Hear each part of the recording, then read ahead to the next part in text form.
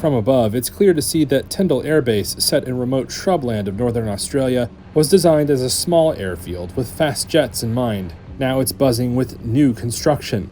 The United States has quietly begun overhauling it, constructing hundreds of millions of dollars worth of facilities there to support B-52 bombers, F-22 stealth fighters, and refueling and transport aircraft. The expansion aims to help U.S. ally Australia project power into the South China Sea if any crisis erupts with Beijing. The Australian government also has its own program of new projects at Tyndall, spending $980 million on hangars, a new airport terminal, and other facilities which are near completion. Fiona Pearce is a Royal Australian Air Force wing commander. What we're moving towards is a multi-purpose base, so we're going to be big enough to take any aircraft in the world and to park and fly every different variant of aircraft. So there's runway increases, fuel increases, and a whole bunch of other facilities that are being worked on as well. Australia is the top overseas location for U.S. Air Force and Navy construction spending under 2024 and 2025 U.S. congressional defense authorizations, totaling over $330 million. A few hundred miles north, a base in Darwin is also being upgraded with U.S. help.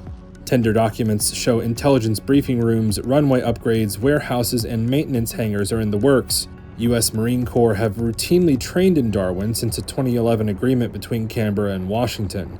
Commanding officer of the U.S. Marine Rotational Force, Colonel Brian Mulvihill, says that's now evolved into a regional deterrence role of about 2,000 Marines each year, and future upgrades to RAAF Darwin aim to support specific needs of the Marines. The United States paid to have larger fuel storage put in place at RAAF Darwin in support of our aviation assets, as well as that's done, and then the next project is to expand the parking apron for the MV-22 Ospreys to give them more space given around the busy airport that is Darwin and RAAF Darwin. While remote locations pose challenges to sourcing materials and a workforce, Indigenous Australian residents also have complaints about the new developments. 75-year-old Tibby Quall is among several traditional owners who say growing demand for defense-related housing in Darwin has led to land clearing of forests they want protected, while rising prices have pushed Indigenous families out of the city. While U.S. and Australian officials say traditional owners can visit sacred sites on the base, Quall says his family has no real voice on how the land is used.